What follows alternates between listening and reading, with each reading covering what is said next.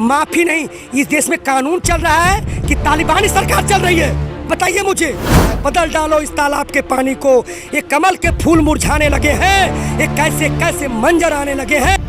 देखा है वीडियो ऐसे वायरल हो रहे हैं जिसमें खड़े आदमी को उसको डंडे से पीट रहे हैं। क्या वो आतंकवादी था?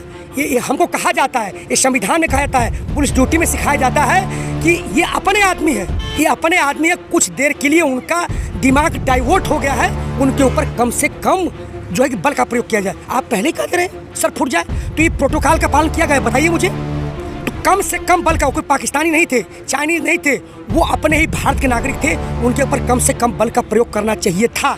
एक 24 धारा लागू बोलती है दो या दो से ज़्यादा व्यक्ति एक जगह इकट्ठे ना हो, नहीं होने चाहिए। तितर बितर करने का तरीका है, आप खड़े व्यक्ति को जो जा रहा है पीछे से मार रहे हैं, जा रहा जाने दीजिए। तो कहीं ना कहीं इस सत्ता का दुरुपयोग है, तानाशाहीपूर्ण रवैया है। मैं सुप्रीम पहले तो सबसे पहले ये एसडीएम को बर्खास्त किया जाए, फिर डीएम बोला है कि ऊपर से आदेश आया था उसकी जांच की जाए, और सुप्रीम कोर्ट तत्काल अपने प्रभाव से अगर न्यायपालिका जिंदा है तो हरियाणा सरकार को बर्खास्त करके राष्ट्रपति शासन लागू करे। जी, एसडीएम ने जिस पे बताया जा रहा है कि माफी भी मांग ली है।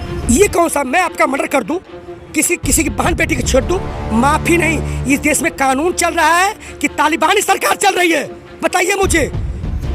यहाँ पे कानून है, लोकतंत्र है, भारतीय संविधान है, अपने आप में एक बहुत बड़ी जो भारत का संविधान है मान रखता है। हर लोग माफी मांग ले, फिर क्या है, मैं दो चटा मार दूं? माफी नहीं, कानूनी प्रक्रिया। तालिबान नहीं है कि अलग से यहाँ पे जो एक उनका सरकार होती है तालिबान की, जो एक सरिया कानून यहाँ नहीं चलेगा, माफी नहीं चलेगी, इस्तीफा बिल्कुल एट वंस। देश जो है आपके माफी से नहीं चलेगा, कानून से चलता, मन की बात से नहीं चलेगा, मन की बात से नहीं चलेगा, ये देश कानून से चलता है। तो कानून कहाँ है बताइए मुझे? अभी तक गिरफ्तारी क्यों नहीं? किसानों पर तुरंत गिरफ्तारी थी, पत्रकारों पर तुरंत गिरफ्तारी, लेकिन अब सरकार कहाँ है बताइए मुझे? अभी तक एसडीएम गिरफ्तार क्यों नहीं हुआ? इस पर तुरंत गिरफ्तार करने चाहिए। किसी भी संविधान में नहीं लिखा है कि पहले ही मन बना लीजिए कि सर फूट जाए तब गिरफ्तारी करके लाएगा और एक भी बच के न जाए। बताइए क्या होगा? क्या जंगल राज है?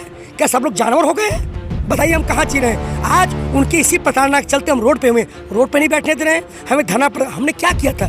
विरोध स्वरूप गए थे, भारतीय जनता पार्टी की रैली विरोध कर रहे थे। हमारे पास कोई हथियार नहीं था, कोई डंडा नहीं था, कोई पत्थर नहीं थे, विरोध शांतिपूर्ण निहत्थे कर रहे थे। हम पे लाठीचार्ज किया गया, हमें सैंडर्स की तरह जलियांवाला बाग बनाया गया।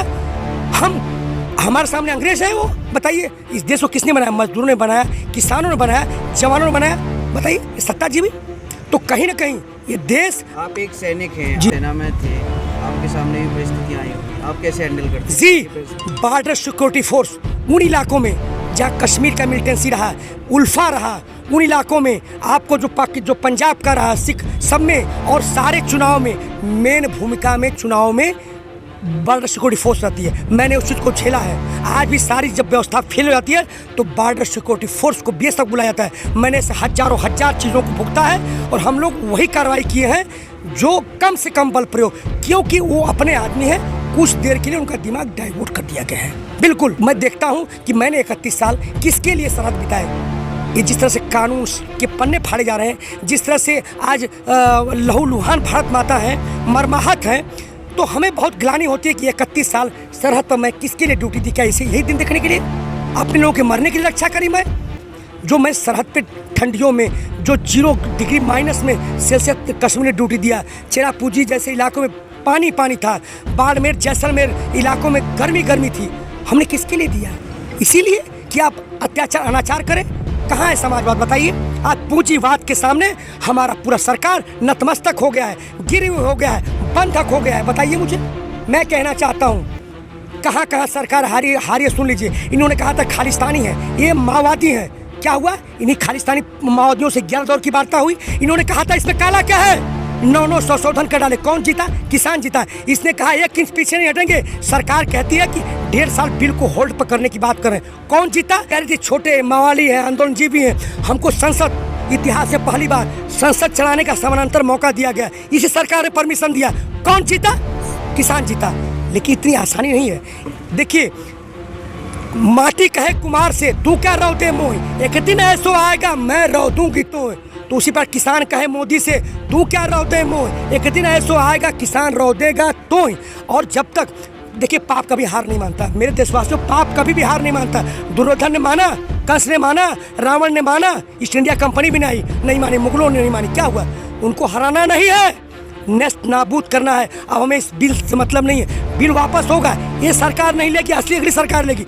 अब इस सत्ता को हमको नेस्त नाबूद करना है, इस देश से सत्ता को भगाना है, भारतीय जनता पार्टी को हराना है और देश को बचाना है। दिल में बुलबुलें हो तो आसमां को झुकते देखा है, अहो बाजुओं में दमखम तो पहाड़ों को हिलते देखा है। बदल डालो इस तालाब के पानी को, ये कमल के फूल मुरझाने लगे हैं, ये कैसे कैसे मंजर आने लगे हैं कि भारतीय जनता पार्टी के लोग गाते गाते चिल्लाने लगे। जी।